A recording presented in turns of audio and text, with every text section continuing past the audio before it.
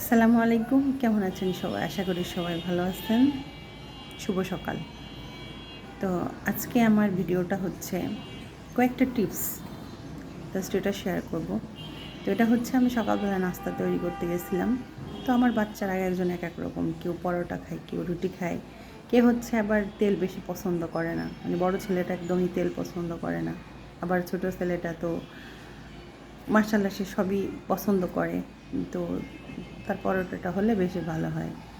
তো আমরা যখন বাইরে যাই, রেস্টুরেন্টে খাই, হোটেলে খাই, তখন আমাদেরকে হচ্ছে পরোটা ভেজে দেয়। তো পরোটা কিন্তু দু রকম হয়, পরোটা অনেক রকম হয়। সাধারণত বাসাবাড়িতে যে পরোটা হয় সেই পরোটা হচ্ছে আপনার মানে চারকোনাইচা করে বানানো হয়। তো ওটাকে চারকোনাইচা পরোটা বলে। বাসাবাড়িতে এগুলাই বানায়। তো এখন তো সবাই রেডি মানে করা থাকে, এগুলাই এনে ভেজে খায়। ওটা কিন্তু রুটির মতো থাকে। তো আমাদের বাসায় যে পরোটাটা বানানো হয় এটা কিন্তু চারকোনাইচা। এটা আমার শাশুড়িও বানাতো, আমি দেখছি। আর এটা মানে আমার আম্মাও বানায়। তো হচ্ছে আমি ওই রুটি মানে রুটি সেঁকতেছিলাম। তো সেঁকতে সেঁকতে আমার মনে হলো যে রুটিটা কেন পরোটা হতে পারে না। তো তেল দিলে তো, আমি যদি তেল দিয়ে রুটিটা ভাজি তাহলে তো সেটা পরোটার মতোই দেখাবে। আমরা যখন হোটেলে খাই আমাদের তো ওইটাই করে। ওরা হচ্ছে আপনার ময়দাটা দিয়ে করে এবং তেল দিয়ে বেশি বেশি তেল দিয়ে মেখে রাখে। এর অন্য কোনো সিস্টেম তো আর নাই।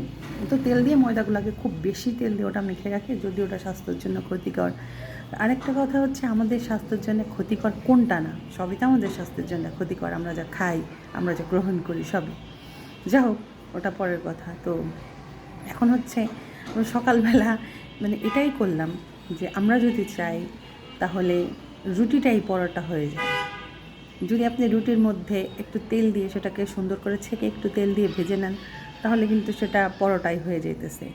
আবার মানে বাসাবাড়িতে আগের যারা মা চাচি ছিল তারা যে পরোটাটা বানাতো সেটা হচ্ছে এরকম, দেখেন, এই যে দেখেন, আমি আজকে হচ্ছে একদম মানে হোটেলে যেভাবে ডিম ভেজে দেয় আমি ওরকম করে ডিম ভাজছি, একদম হোটেলের মতো করে। ওরা অবশ্য ধনিয়া পাতা দেবে না, আমি একটু মজা করে ভাজছি। আর হচ্ছে এই যে হচ্ছে পরোটাটা আমি দেখাই, দেখেন, এটা হচ্ছে চারকোনাইচা পরোটা। এই যে দেখেন, এটা হচ্ছে চারকোনাইচা পরোটা। দেখেন, আমি এটাও অল্প তেলেই ভেজেছি, আরও চুপচুপ করে মানে ভাজা হয়, কিন্তু এটা আমি অল্প তেলে ভেজেছি, অল্প অল্প করে দিয়ে। এটা হচ্ছে ডিমের তেল মাখছে। আর এটা হচ্ছে রুটি, দেখেন, এটা হচ্ছে রুটিটা। তো আমি রুটিটাকেই তেল দিয়ে পরোটার মতো করে ভেজে নিয়েছি। তো আপনারা যদি চান যে যারা একটু পরোটা পছন্দ করে, আপনারা রুটি বানাইতেছেন, আপনাদের এরকম করে পরোটা বানাতে সমস্যা হচ্ছে, আপনারা তো দোকান থেকে রেডি পরোটা কিনে খান।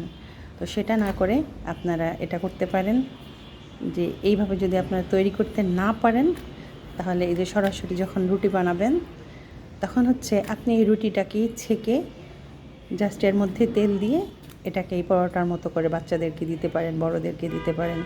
এটা কিন্তু খারাপ না, ঠিক আছে? তো এটাই ছিল আমার আজকের টিপস, যে আপনারা যদি খুব কষ্ট করতে না চান তাহলে এইভাবে যদি পরোটাটা না বানান তাহলে এইভাবে রুটিটা বানিয়ে আপনার হচ্ছে পরোটার মতো করে ভেজে নেবেন, তাহলে তো কথা একই হলো। হুম, এই যে, এবং এটা হচ্ছে স্বাস্থ্যসম্মত এবং ভালো। তেলটা আসলে একটু মানে ক্ষতিকারক, তো আপনাদেরকে একটু দেখাই। আর হচ্ছে আমি হোটেলের মতো করে যে ডিমটা ভেজেছি আপনাদেরকে বললাম, হ্যাঁ, এই যে হোটেলের মতো করে ডিমটা ভেজেছি, দেখেন, এই যে মানে আমরা তো বাসায় কাঁচামরিচ দিয়ে ডিম ভাজতে গেলে বিশেষ করে আমি হচ্ছে হলুদ দিই। তো আমি আর আজকে হলুদ দেই নাই, যে আমি সকালবেলা ভিডিওটা এইভাবে আমার মানে মাথায় আসছে, আমি প্ল্যান করছি, তো সেইভাবে হচ্ছে ভিডিওটা বানানো। তো আপনি চাইলে রুটিটা পরোটা হয়ে যায়, আপনি চাইলেই এইভাবে বাসায় ডিম ভেজে পরোটা দিয়ে খেতে পারেন। আমরা বাসায় সাধারণত কী করি যে আমরা ডিমটা পোস্ট করে পরোটার সাথে খেয়ে নিই। তো আপনি এইভাবে খাইতে পারেন, আপনাদের কাছে আশা করি অনেক ভালো লাগবে। তো সবাই ভালো থাকবেন, সুস্থ থাকবেন। আল্লাহ হাফেজ। আর অবশ্যই আমার চ্যানেলটাকে সাবস্ক্রাইব করে দেবেন। ওকে, ধন্যবাদ।